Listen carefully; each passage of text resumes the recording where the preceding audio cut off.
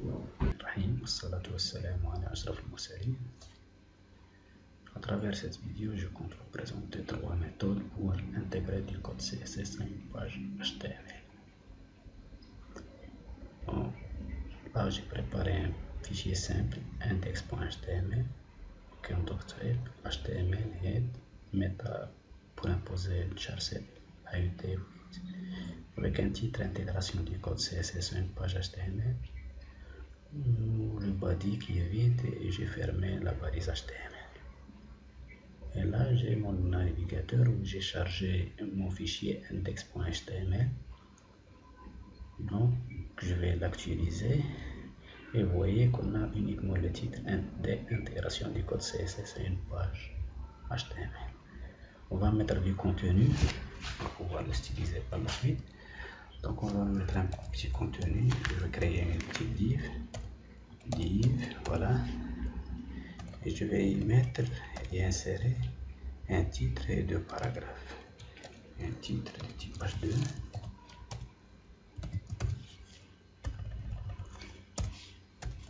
titre de la div au sein de la div,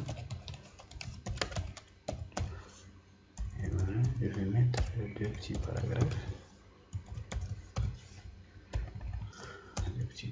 C'est ça, le paragraphe 1, paragraphe 1, contenu. Je copie tout ça, je vais le répéter quelques fois, CTRL-C, CTRL-V, CTRL-V, CTRL-V, ok. Je vais prendre cette div, je vais la copier.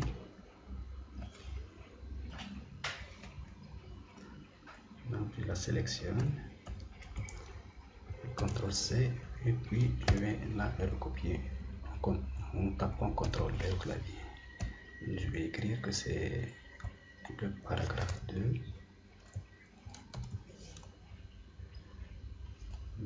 Bon, je vais peut-être ajouter C. CTRL-V, donc c'est tout. Vous voyez. Je vais enregistrer notre fichier, c'est enregistré, et je vais aller au niveau du navigateur et je vais rafraîchir le fichier. Le fichier, je vais le taper là, c'est index.html, index.html, ok. Donc titre au sein de la div, paragraphe 1, contenu de contenu, paragraphe 2, c'est le paragraphe 2. Donc vous voyez, on a pu exécuter notre fichier, mais aucun style n'est apporté au fichier. Donc la première méthode consiste à insérer ou intégrer du code CSS, à l'écrire directement au niveau de la balise concernée. Par exemple, je viens au niveau de la div, ok, je mets style égal 2 guillemets, simple guillemets ou double guillemets comme vous voulez, et au sein de ça, je vais mettre les propriétés que je vais changer. Par exemple, là, je vais changer la longueur de la div. Je vais dire que width de point c'est 250 px. Ok. Et je vais dire qu'il a un background color.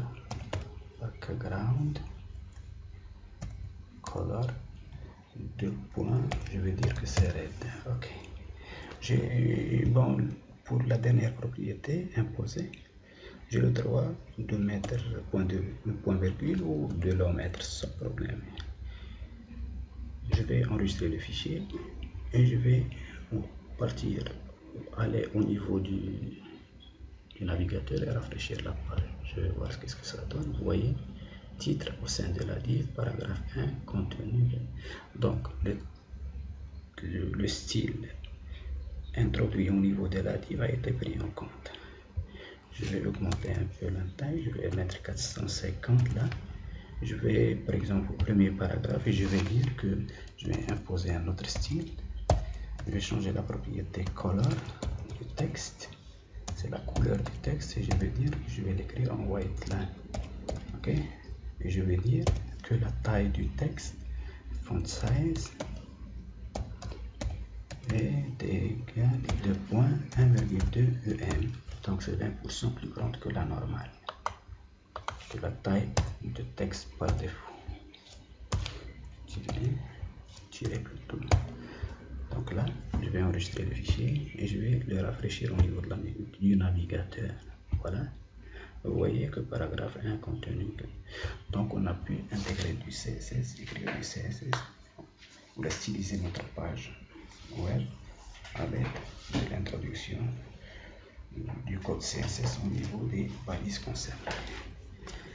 Cette méthode n'est pas la bonne, n'est pas la meilleure, parce que en supposant qu'une page web normale comporte une trentaine de balises au moins et qu'un site web renferme des dizaines de pages web, donc pour styliser toutes les balises qui figurent dans les différentes pages d'un site web, en les ciblant et en écrivant du code à l'intérieur de chaque valise, ça devient fastidieux, c'est un travail laborieux ou c'est pas pratique du tout. Il y a d'autres méthodes qui sont meilleures, qui ne demandent pas grand chose, pas grand chose en temps, c'est-à-dire ne demandent pas beaucoup de temps pour styliser le fichier HTML concerné ou la page web concernée. Ces méthodes consistent à intégrer directement à écrire directement du code CSS au niveau du head entre deux valises style. Donc on met nos deux valises, la valise d'ouverture et la valise de fermeture, style, voilà, et on met notre code. On va dire là par exemple, on va reprendre tout ça, on va supprimer ça, on va supprimer aussi ça. Donc on n'a plus de style là, on va rafraîchir au niveau du navigateur. Vous voyez, plus de style. Ce qu'on va faire maintenant, on va dire que la div, et voilà notre style. Div, c'est le nom de la valise concernée. Si on avait plusieurs divs, on peut les différencier par des classes, par l'ajout des classes ou d'identifiants ID. Là, on a une seule div, on peut la cibler automatiquement par son nom, div. Donc, on va dire que le width est de 450 px et que le height, plutôt la couleur du fond, background, color, je vais dire que c'est du red ou bien c'est du dièse. Les deux écritures sont correctes. Ok, on enregistre et on rafraîchit au niveau du navigateur. On voit que le style a été pris en compte. Vous voyez, là on va partir au niveau du P. Le P, donc c'est toujours le nom de la valise, ok, et les propriétés qu'on veut changer. Donc là on a changé la couleur, c'est white, ok, et aussi on a changé la taille, c'est font size, la taille de la police qui était à 20%, de 20% plus grande que la taille normale. Font size, d'accord. On a deux P ici, donc le style, cette propriété va être appliquée aux deux paragraphes, aux deux balises P. Vous voyez. Pour différencier, on peut ajouter identifiant ID égale la première P, c'est 1, premier P, et là l'ID égale deuxième P. D'accord. Premier P, on va le prendre ce nom, cet identifiant, CTRL-C, on va le copier, on va dire là P dièse CTRL-V, donc premier P. Et vous allez voir que uniquement que le style ne sera appliqué que premier paragraphe, qu'au paragraphe ayant l'identifiant premier P. on enregistre et on rafraîchit. Vous voyez, on peut faire la même chose pour le deuxième P. CTRL-C, CTRL-V, c'est le deuxième P, on va l'écrire, deuxième, ça c'est du CSS deuxième P, donc on va faire la couleur, c'est du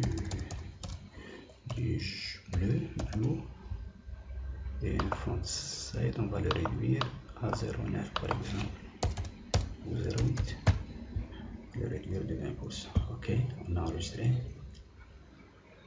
et on rafraîchit au niveau du paragraphe. Donc vous voyez que le style a été pris en compte. Ça c'est la deuxième méthode. Et une troisième méthode, qui consiste à créer un fichier style CSS, un fichier extérieur. Donc on va le mettre, on va l'enregistrer sous, par exemple, on va lui donner un nom, c'est style.css. C'est du CSS cascadier style sheet. Vous voyez, enregistré, on a enregistré et on va copier ça, ce qu'on a mis là. On va faire la même chose. Donc tout d'abord on va enlever ça, CTRL X. Vous voyez, on peut même supprimer ça. Et on va faire le lien vers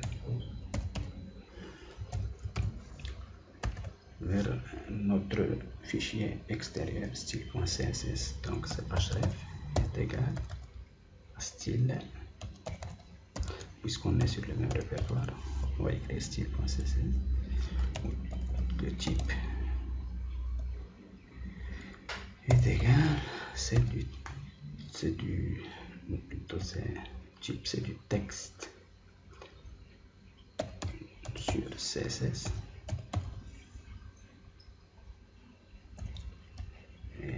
RL,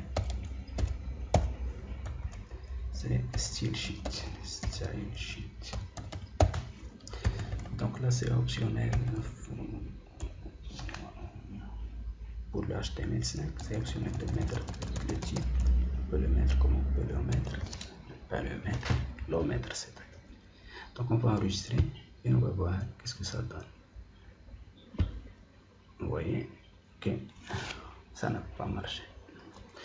Oui, c'est normal parce que notre style est toujours, notre fichier style est toujours vide. Donc on va mettre le contenu qu'on avait copié, c'est ça, la div. Vous voyez que c'est la div. Et le paragraphe, et le deuxième paragraphe avec les identifiants, on va voir, on va changer les couleurs. Là on va faire du green. Et là on va mettre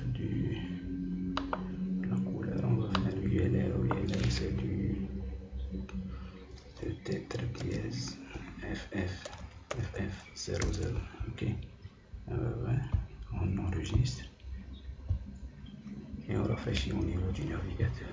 Vous voyez que là le titre au sein de la div, paragraphe et paragraphe. Donc ce sont les trois méthodes. On a pu voir trois méthodes pour styliser une page HTML ou une page web. Bon, on peut être amené parfois à utiliser les trois méthodes de stylisation dans une page. Ça dépend des besoins. Au revoir et à la prochaine.